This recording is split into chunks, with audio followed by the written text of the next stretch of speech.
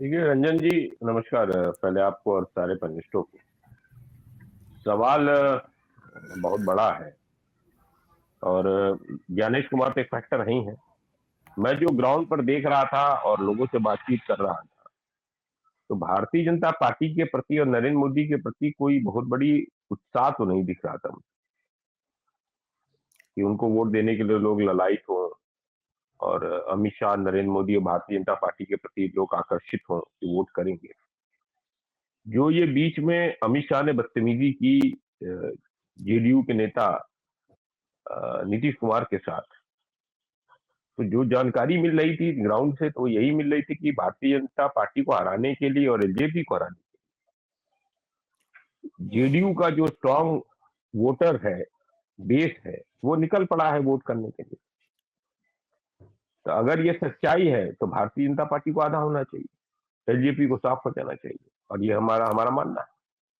अब इसके बाद दिख रहा है कि भारतीय जनता पार्टी 80 प्लस सीटें पा रही है, जेडीयू 29-28 लड़ती है, उसमें से 22 सीटें जीत रही है। तो ये कुछ समझ से बाहर दिख रहा है, क्योंकि ग्राउंड पर कुछ और था, ग्राउंड पर डिस्कशन में कुछ और चल रहा था, वोट कुछ और चल रहा है। ये बात गलत है। जहां तक महिला वोटर्स की बात करें, हाँ, महिला वोटर्स को 10,000 रुपए एक फैक्टर है, वो कह सकते हैं, लेकिन ये फैक्टर ऐसा भी नहीं है कि वही एक रहा। उसके उसके अलावा भी माइक्रो फाइनेंस कंपनियों का जो मकड़ जाल रहा है, उससे भी महिलाएं बहुत ज्यादा परेशान थी। रोजगार के सवाल भी थे, डेवलपमेंट के सवाल भी थे। तो मुझे लगता है कि कहीं ना कहीं कुछ ना कुछ लेवल प्ले फील्ड तो थी नहीं। कुछ कमियां हमसे भी हो सकती हैं, मैं ये बात मान सकता हूँ कि हमारे हमारे हम लोग के काम करने में कुछ कमियां हो सकती है, हम अपनी बात को उतने लेवल तक नहीं पहुंचा पाए, ये कहा जा सकता है। लेकिन एक लेवल पर भारतीय जनता पार्टी इतने बड़े लेवल पर सीटें जीत रही है, ये बहुत बड़ा खतरनाक मामला है। और उसके साथ उसकी एलजेपी जीत रही है, जिसको जिसको टिकट दिया है भारतीय जनता पार्टी ने, एलजेपी के मैक्सिमम कैंडिडेट, एक या दो कैंडिडेट को छोड़ के मैक्सिमम कैंडिडेट तो भारतीय जनता पार्टी के ही है। तो भारतीय जनता पार्टी करीब करीब 129 से 130 सीट लड़ रही थी। 130 सीटों में अगर वो 114 जीत रही है, 112 जीत रही है, या 104 जीत रही है, तो बहुत बड़ी बात है। ये बहुत बड़ी बात है, इसको इसको कमतर नहीं मानना चाहिए कि ये स्थिति क्या है, एकाएक वही वही जीत रहा है।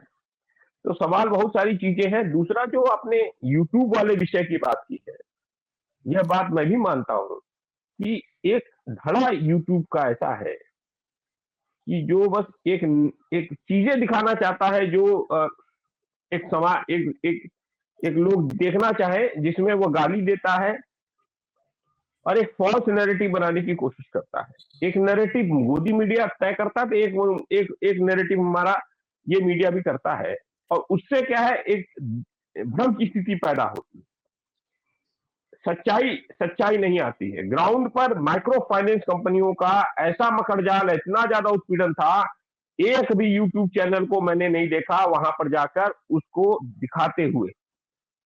जबकि हम लोग जब चौपाल लगा रहे थे, किसान चौपाल लगा रहे थे किसान कांग्रेस की तरफ से, तो जगह जगह पर महिलाओं ने हमें बताया कि माइक्रो फाइनेंस कंपनियों ने कैसे 10,000 रुपए पे 1,400 रुपया प्रति महीना हमसे लिया है। 10,000 रुपया लिया है उसने लोन, 1,400 रुपया उसे देना पड़ रहा है, और चिल्ला चिल्ला के कह रही कि हमारे मनरेगा का मजदूरी नहीं मिल रहा है, हमें घर नहीं मिला है, और ये महादलित लोग हैं।